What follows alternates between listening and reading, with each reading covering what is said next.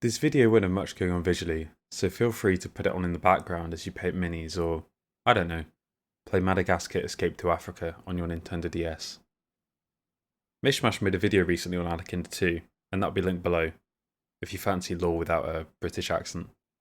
I'm so sorry about that.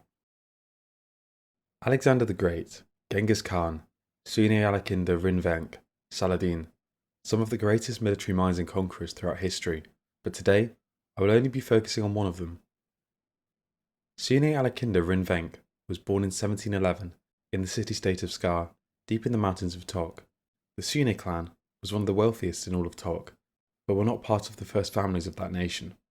His great-great-grandfather founded a small airship repair stall in Skar decades earlier, which had grown into one of the largest airship manufacturers on the eastern continent.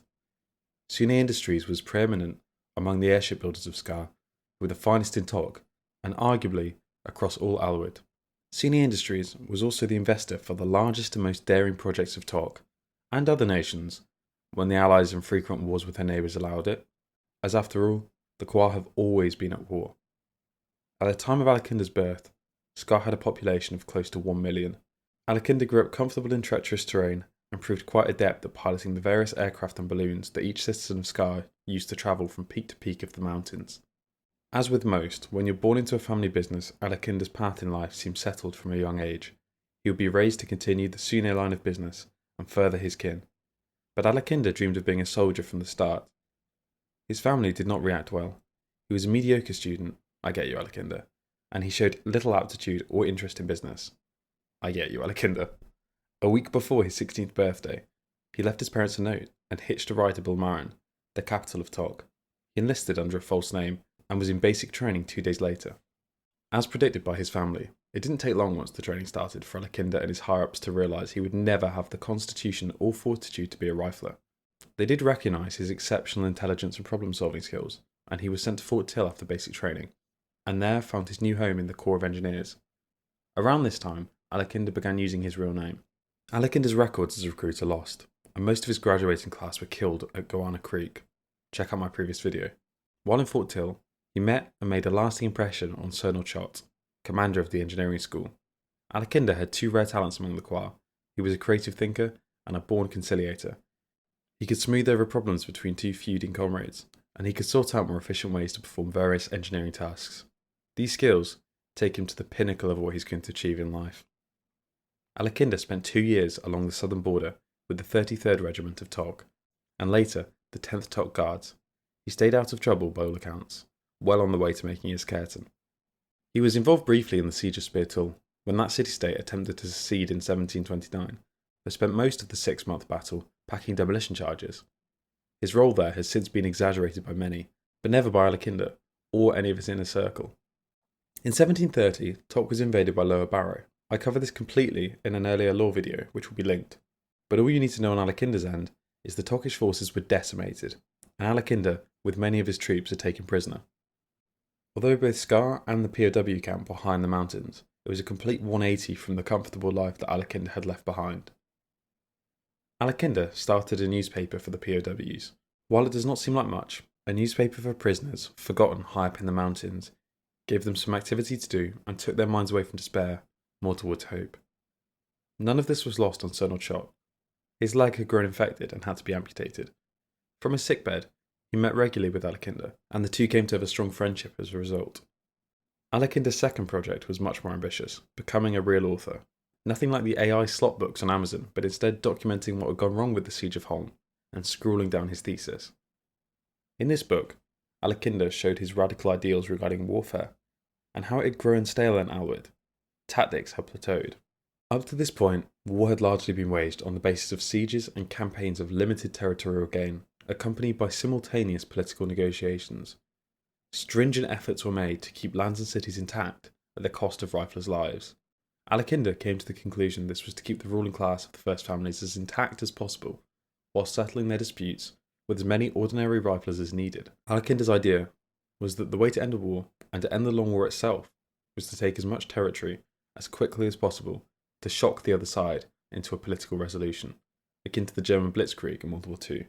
Enemy forces should be engaged only to pin them in position, so as to allow other troops to take weakly held areas of strategic importance. Alykinder proposed moving supplies and riflers by airship, delivering support quickly and efficiently. This also ties into his origins and strengths from back in Scar, who were still making the finest airships in the land. In 1734, after the newspaper press had finished for the day, Alykinder printed Principles of Applied Air Power. This book would come to be known simply as Principles, as Alykinder ascended to power. The next morning, a somewhat nervous Alykinder presented the book to Colonel Chott. Terminally ill from an infection, Chott spent 2 days reading and rereading the book, and a full day contemplating it. When Alykinder next visited him, the two spoke in low and serious voices. Alykinder has never discussed their conversation, but when it was done, Chott embraced Alykinder. In 1735, a political resolution on the POWs was reached, and the prisoners were returned to Tok. Alykinder was promoted to Kherton and assigned to Tok's North Border Military District.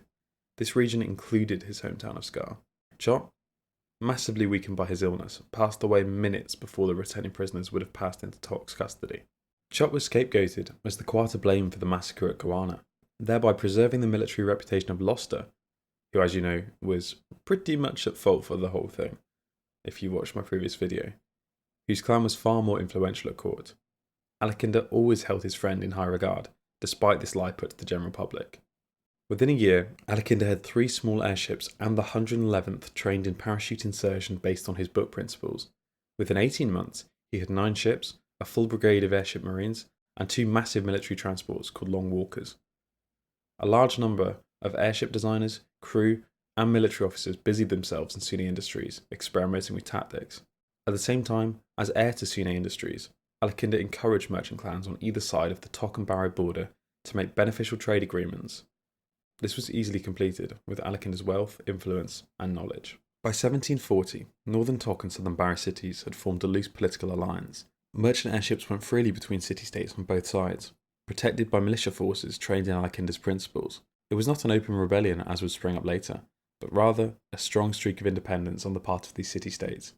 But Alykinder was deeply involved, and commanded great respect from all in the region. Assuming the lack of fighting between Tok and Barrow as a sign of weakness, the forces of Christ launched a surprise offensive along the mountain range. Christ has a lower population than both Tok and Barrow, but many of its troops were veterans, particularly its widely feared mountaineer brigades. Christ was still fighting their wars like the majority of Quar states, cutting off city-states and negotiating with political heads simultaneously. Very old-fashioned. But while diplomats of Christ were involved in talks in Bulmarin, Alykinder was fighting on the front lines. His forces destroyed roads and blocked passages withdrawing to Scar. He recalled the entire Airmobile Corps from their postings throughout the area, rotating the airships through the yards so they could sustain a fleet nearly 3 times as large as the dock's capacity. The prevailing winds of that region blow from Christ, except for a few weeks out of the year, when a seasonal counterwind blows. Alykinder was waiting for this wind. This proved to Christ in their minds that they had been correct all along. That Tok and Lower Barrow were weak, and the siege would be easy. They advanced far into the mountains until their supply trains were stretched. When the seasonal counterwinds began, Alykinder ordered the entire Airmobile Corps forward. Simultaneous drops at the weak rear areas of the siege line resulted in mass panic, with some Airmobile forces conducting operations well within Christ itself. The Christ army was shattered before it could even mount an effective resistance.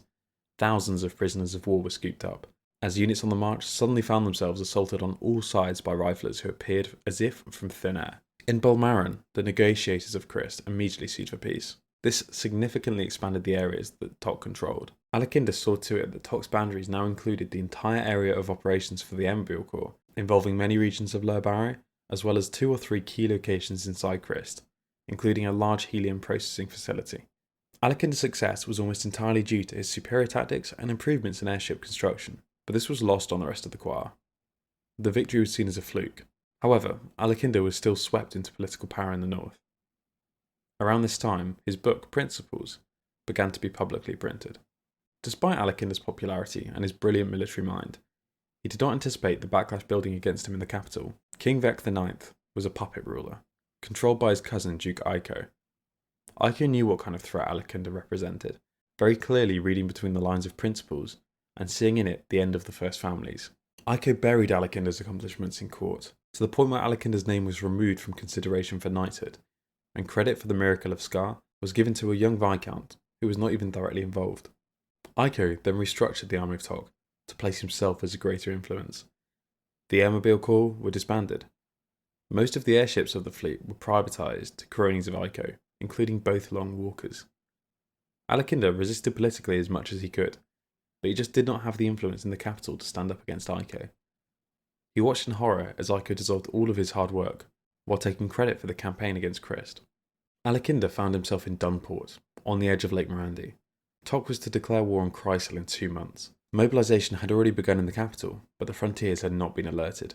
Dunport was considered impossible to defend, easy to encircle and cut off from supplies, and with no defensible terrain. In every war between Tok and Chrysel's opening move had been to cut off Dunport, and then hold it as a bargaining tool. But Alykinder, being the smart and radical Quar that he was, set to work planning the best defence he could think of given his orders: a hard offence. He planned to invade along the Chrysel coastline, quickly and efficiently. His senior officers did not take this plan seriously. Mirroring what he did near Scar, Alykinder commandeered every radio transmitter he could get. He seized ships of all varieties, insisting that the militia be called up in force and immediately begin training in river and maritime operations. There were no airships, but there would be hit-and-run lightning raids along the coast. So not to be discredited this time, and his achievements taken by someone else, he took a member of the press along. Dane Bohr was a well-respected essayist whose writings were widely read across Tok. Bohr was seen as a down-to-earth supporter and romanticizer of the every Quar, and Alykinder gave him access to everything, as long as he wrote about the war. Alykinder's first Provisional Littoral Brigade stormed into the harbour at Paku.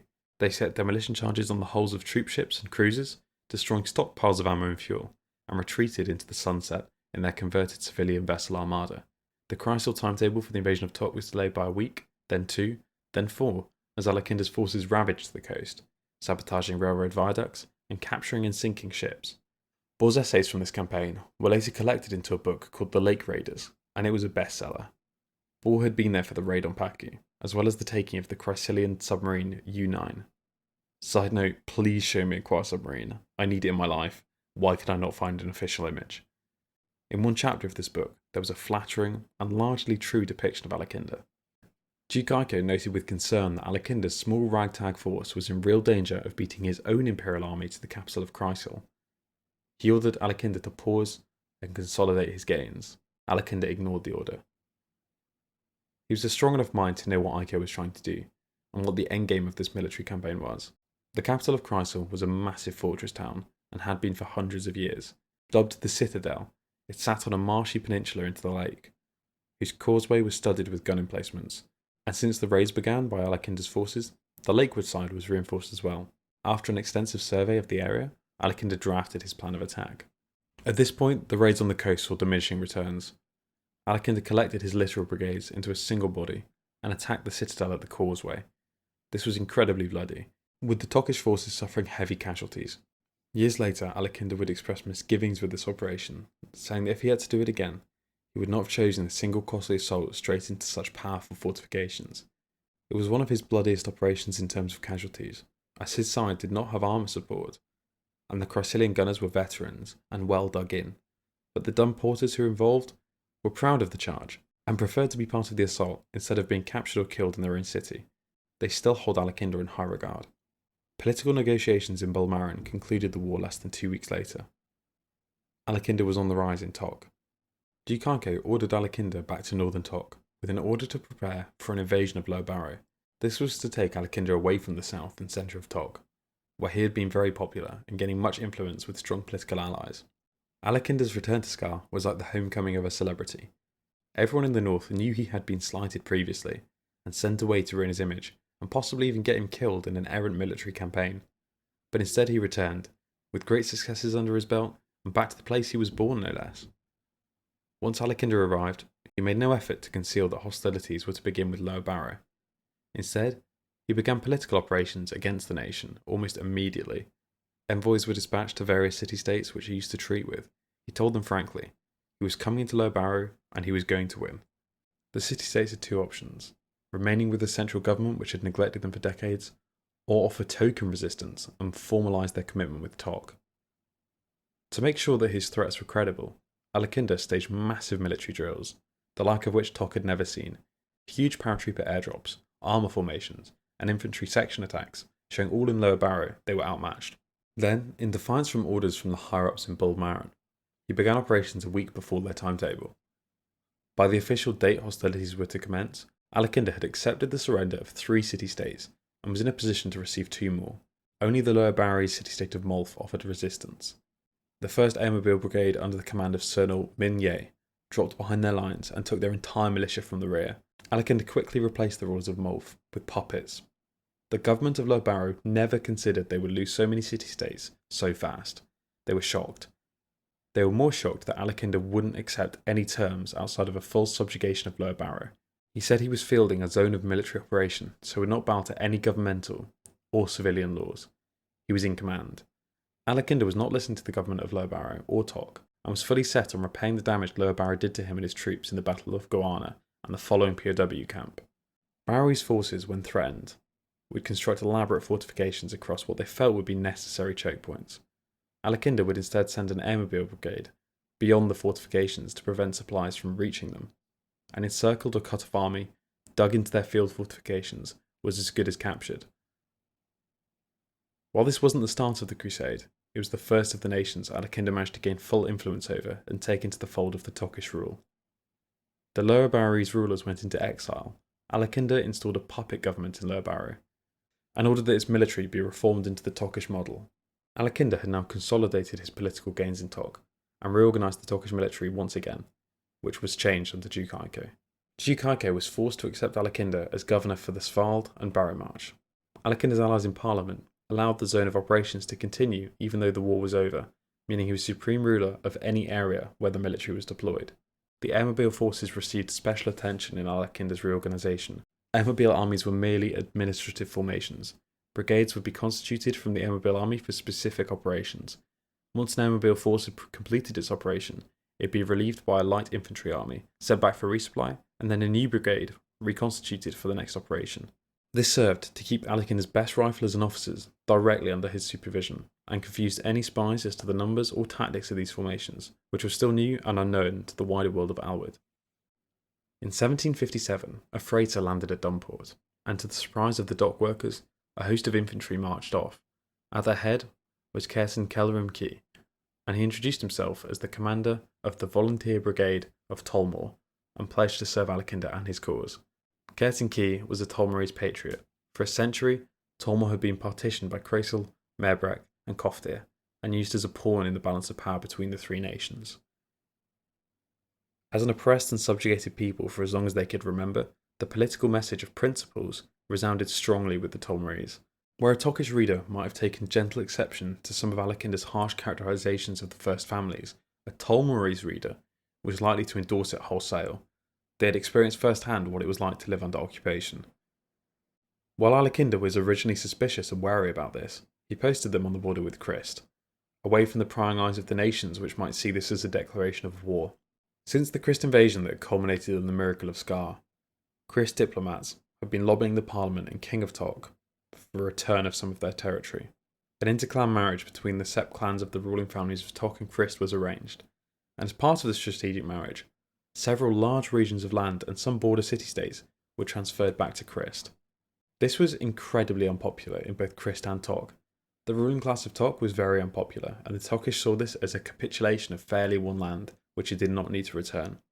There was an escalation of forces in the region, and the regional commanders of Christ were convinced that the handover from Tok was a cover to launch armies from within Christ territory. The exact circumstances surrounding the start of the war between Tok and Christ remain mysterious. Official Tokish military history says a routine patrol was ambushed by Christ's famous Sandstalker Brigade. Lovely old models, by the way. You get them on Strange Plastic. Yum yum yum. And Christ insists that a Tokish war suddenly advanced onto an oasis well inside Christ's borders. Regardless, the war began. There was confusion for a fortnight, as neither side was ready for this breakout. The wedding went ahead in Bulmarin, even as artillery shells fell across the border. The government officials refusing to believe reports of conflict. Alykinder had been in Scar when the war began, and did not arrive in the theatre until the 16th day of fighting. He set up general headquarters atop a mesa on the Tokish side of the border, cut off communications with Bulmarin, as to be expected at this stage, and announced that the new objective was simply the complete subjugation of the army of Christ. The strategy would revolve around isolating units of regulars, so they could not receive either supplies or reinforcements. It was the first campaign where Alykinder made extensive use of propaganda. Aircraft, including Sunni Industries-made airships, dropped leaflets onto the city-states whose nation had changed hands multiple times in living memory. This resulted in them being much slower than usual to summon militia to aid the general army of Christ.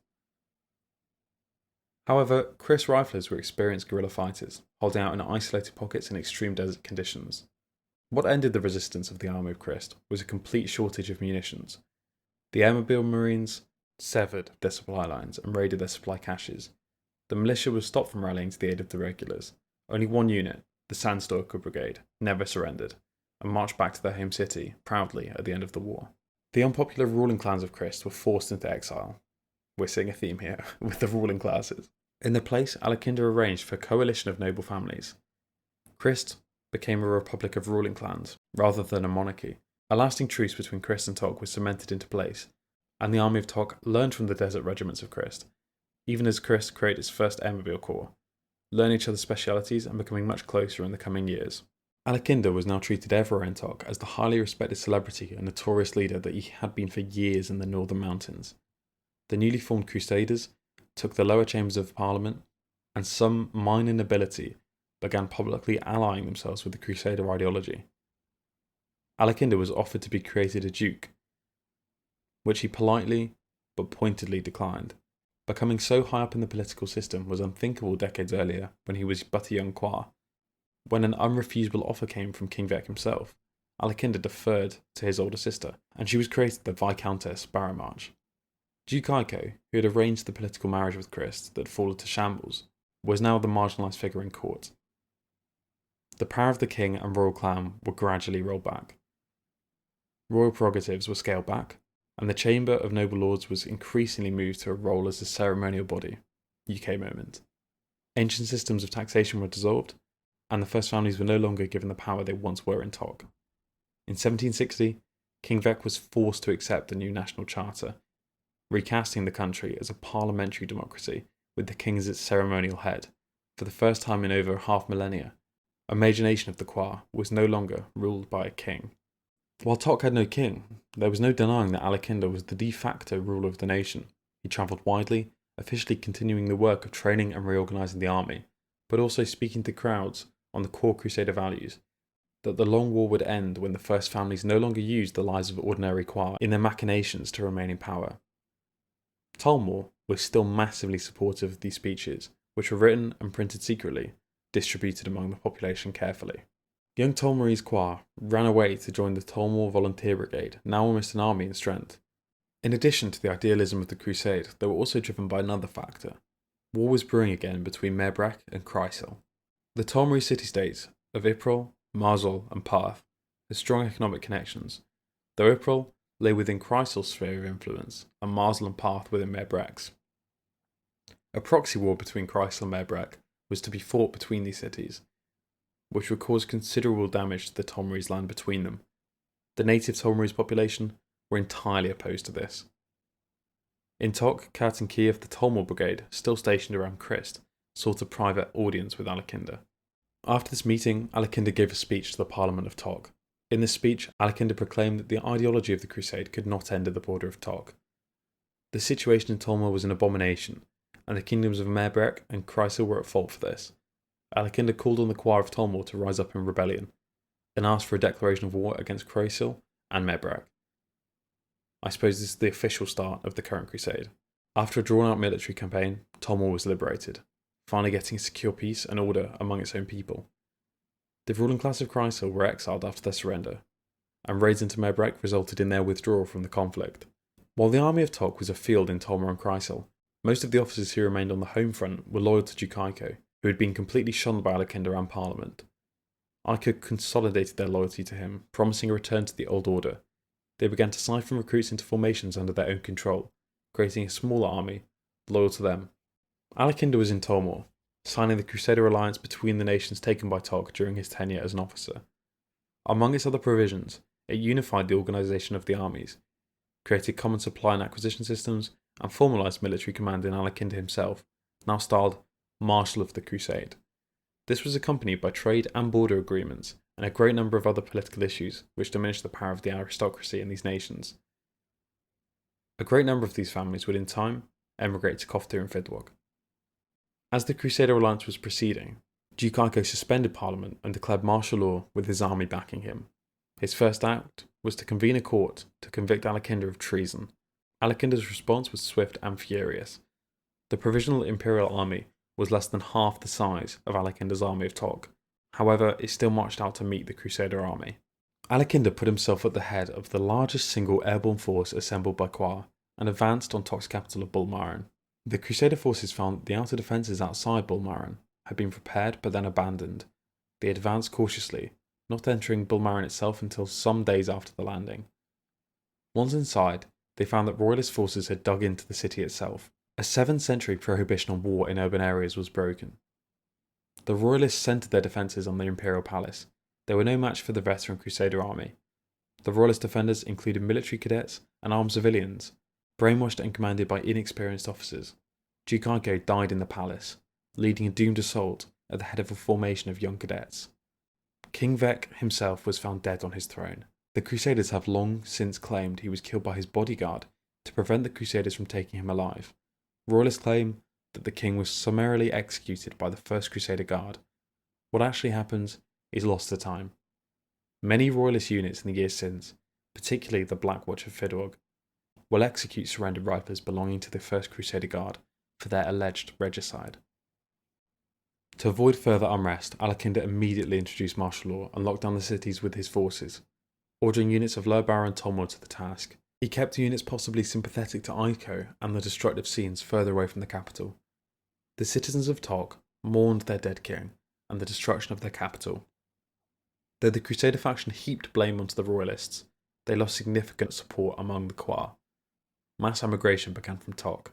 The Battle of Bulmaran was the last time Alykinder led his troops into battle, and by the end of Crusade Year 4, he had resigned his post as Marshal, and instead been appointed Chancellor of the Crusader Republics. Though he still refuted the title of king, he was the undisputed ruler of many nations. Due to this unrest and rebellion, the world outside of the Crusader states learned that their iron regime was not a monolithic, unified, unstoppable Crusader front. Alykinder's Minister of the Interior was an ardent radical named Tos Wen Crick, and Wen Crick proposed creating a secret police force to root out and stamp out Royalist uprisings before they began. This always goes well in history. Alykinder is known to have approved the formation of the Special Branch of Security, a force which operates beyond the bounds of the law, answerable only to Wen Crick and Alykinder himself. After the insurrection led by Duke Aiko, it seems like Alykinder's more benevolent side had disappeared. Between the actions of the Special Branch and the Battle of Bulmaran, Alykinder had lost the confidence of many in the Crusader states.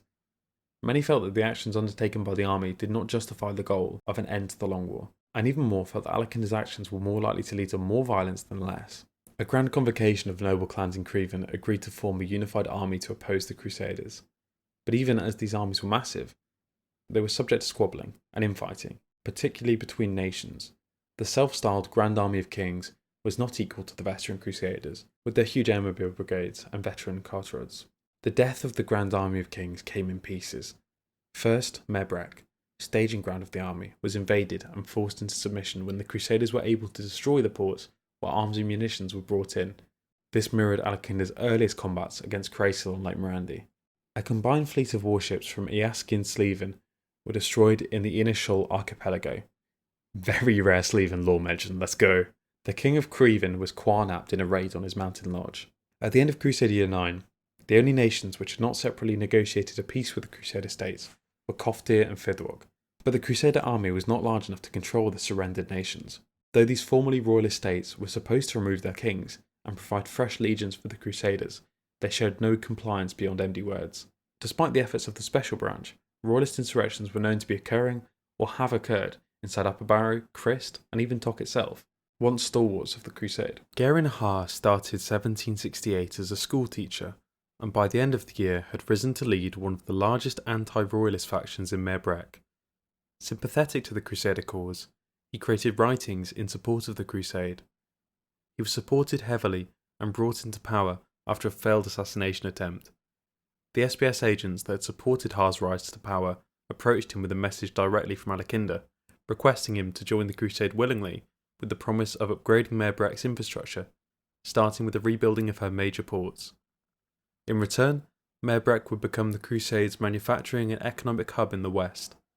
In the summer of 1770, Meerbreck signed the Commonwealth Treaty and officially became a Crusader state. These Crusader states in the west were now led by Camprigg Loek, a charismatic leader deeply loyal to the cause, but not beholden to Crusader General HQ in the east or Alykinder. Loek had long been rumoured to be at odds with the Crusader leadership, and had seemingly taken the opportunity to lead the western states in a breakaway from Tok. While originally when Loek was rising to power, there was outspoken support for him, both from Alykinder and the capital, financial and military support had both waned in the next few years.